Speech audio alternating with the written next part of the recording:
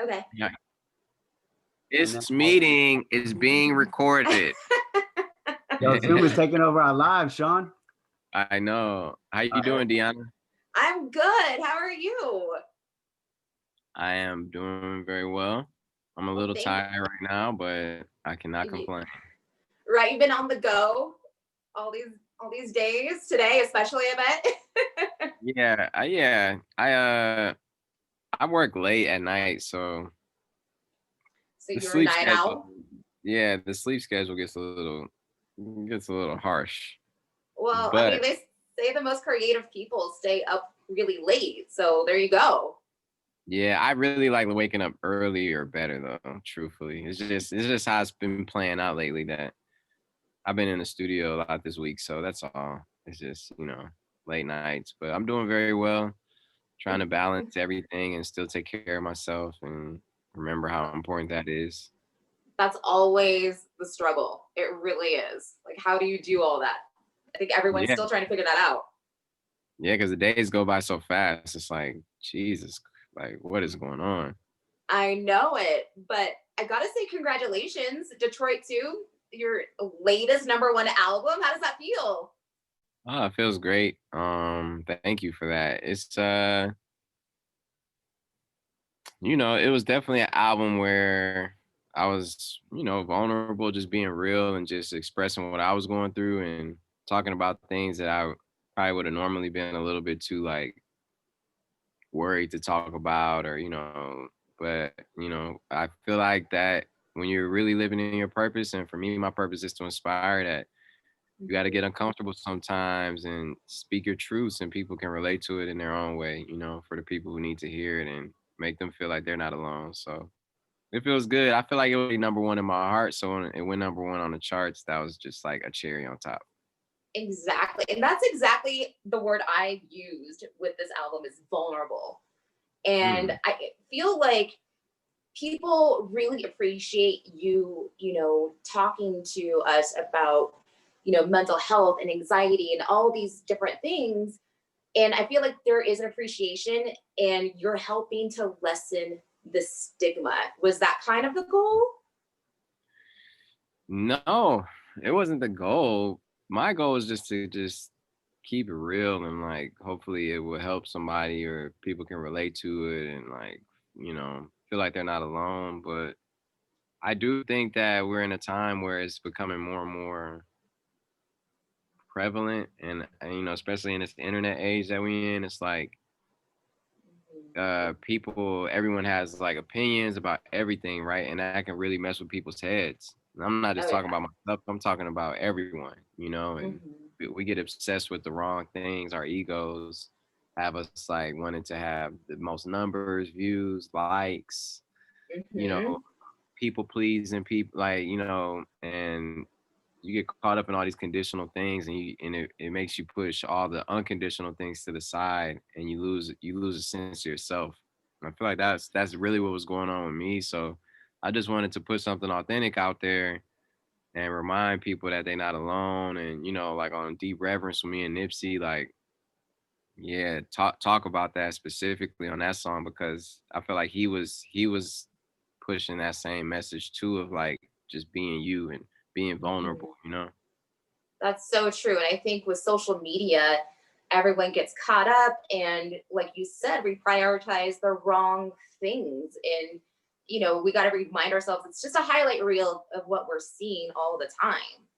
And it's not really your real self. A lot of, comparing yourself to other people on social media, a lot of times that's not even really them or the real version of them. Or I feel like people put like a strong 10 to 15% of themselves on social media.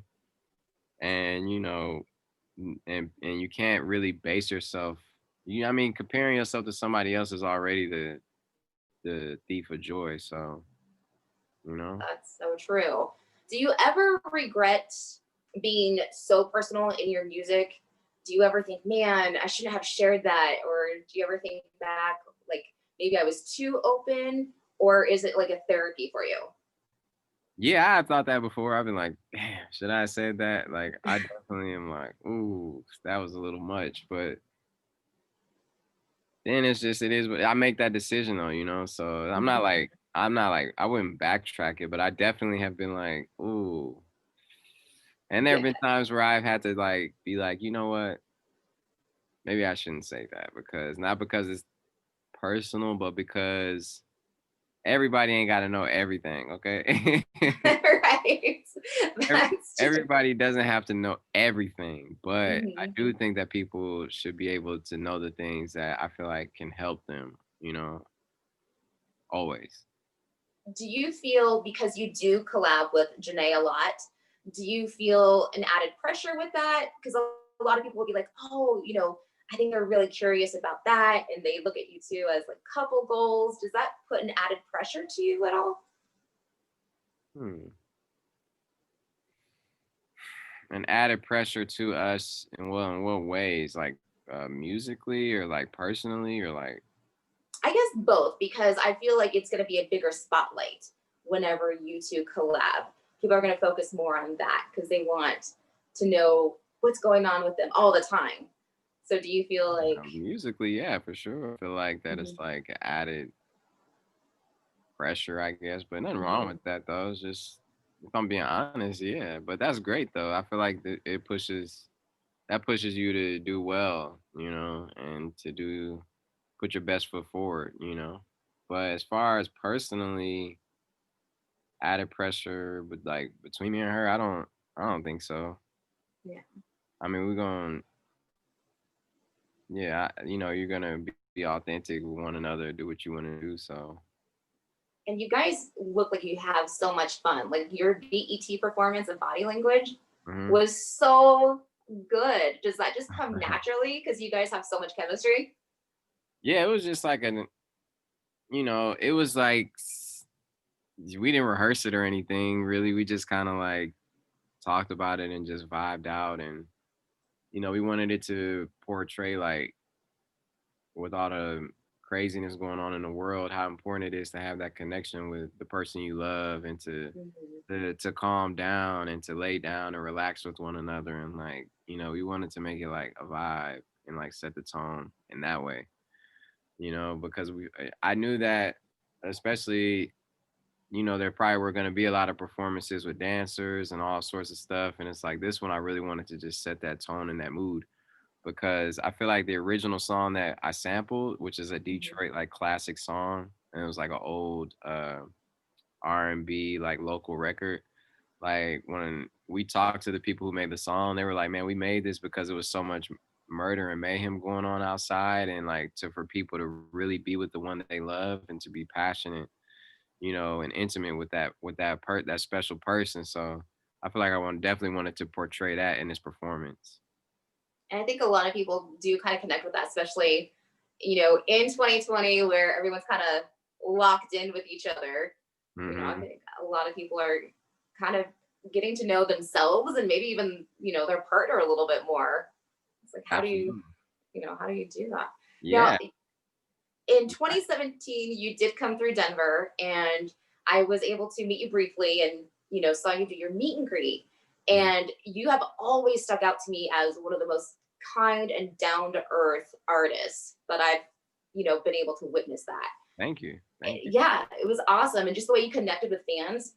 How do you kind of make up with that in 2020 when there's no really live music? There's nothing going on. I mean, you can't really, you know, you do it through things, through your social media platforms, I guess. And, you know, I could tell them how much I appreciate them and miss being able to perform, you know, for them Mhm. and to share that experience. But there's no way to suffice that, you know. These online shows are great, but it's nothing like a meet and greet or being face to face and giving energy and reciprocating it from the crowd. So, you know, it's a beautiful time and I think it's just gonna make it that much sweeter when we're able to get back to it, you know. Yeah. And hopefully it's Mhm. sooner than later. Yeah, hopefully. I mean, I'm sure sometime next year, maybe even 2022, but if it does get to that point, because I mean, I know everyone thought we were be done with COVID or have a cure for COVID, and Mhm. seems like it's just coming back around. So You know, I was supposed to perform at Coachella this year, and then they canceled it next year to be later in the year. So time is going so fast. I wouldn't be surprised if it didn't return until 2022. Yeah, Yeah, I don't doubt hopefully that at not. all. Yeah, Right. yeah. Now, with Detroit too, you have a lot of collabs. How do you decide who to collab with? Is there a process that you go through?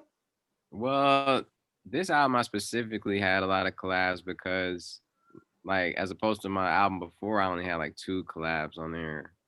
But this one, I wanted it to feel like I was bringing a festival to Detroit, to D-Town. Mhm. You know, I know you in another D-Town, Denver, but I wanted it to feel like still worldly and like the whole world could relate to it, but just taking them to where I'm from, you know? Mhm. And that's why on songs like Body Language, like people from Detroit, they hear that sample and they're like, oh my God. Or even the song I did called The Baddest, where I flipped this other Detroit house song. But I just wanted it to feel like it was a festival being brought to Detroit and have like an all-star lineup and like, you know, so that's why Posty and Travis, Janae, and Eminem and all these people, you know what I mean? And just have fun. Yeah, I think it's one it's fun, it's relatable. I think it's kind of what we needed in 2020. So Thank I think, yeah, I think your fans are gonna love it. I mean, I know I do. So it's awesome. Yeah, So thank you so much. yeah, is there something, is it the goal to have like this festive feeling when someone listens to this album from start to finish? What message do you want them to walk away with? I just want them to walk away with the message of like, you know, going through different moods and, you know, realizing that, you know, my goal was to like, man, I want this to make people feel like the highest version of themselves, you know, like the most like inspired version, the most like ready to tackle anything or whatever you're going through, like to be able to overcome it. You know, that was what was in my heart. So yeah. That's awesome. I love it. And I know you're busy, but I just want to say thank you so much. Um, thank you for taking the time and, connecting like you can in 2020. So I appreciate it. No, I appreciate you and can't wait to get back to Denver, man. Like I said, it's another D town that's like I love. Always have amazing shows there. I always have my oxygen tank when I'm performing there. Right. You know, but yeah, take care, man. You guys stay safe and bundle up. You I know too. it's probably gonna start getting cold. Yeah. Yeah. We definitely had some snow this week. So Yeah, we're going to stay so warm. stay warm, and I can't wait to come back through. I can't wait to, to see everybody. And thank you for supporting me and playing my songs too. I really appreciate that so much. Thank you so much. We appreciate it too. The love goes back and forth for sure. All right, amazing. All right. All right, take Thank care, you. We'll Deanna. talk to you Peace. soon. Bye. Peace.